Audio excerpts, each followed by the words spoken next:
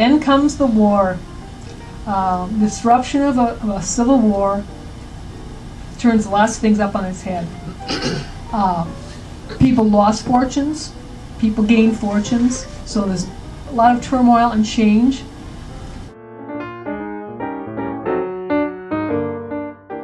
It's what you're told not to do tells you people were doing it. There's a piece of advice from the 1850s rather. A man advised young ladies not to suck on the handle of their parasol on the street course, big huge platters, and just grab the food. Oh, I don't like that, and you spit it out. A woman would never go out in public, on a public street, bareheaded, for one very good reason. One young lady was writing to her friend. She'd gone to the big city for the first time, and she wrote back, she said, "Oh, and I saw some of those kinds of women. You knew them by their bold, direct stares and their bare heads."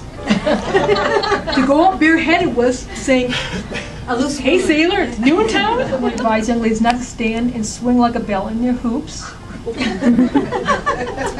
On a really hot day though, just that little swing will get a nice breeze under your skirts.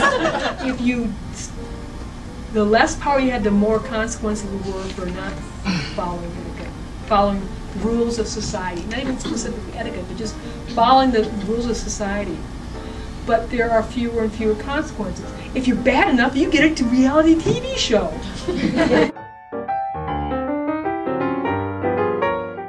There were many more books directed to them to teach them the new social rules. By 1958, they came with the cheap paper, the CDVs, the carte de visite, the little calling card size pictures.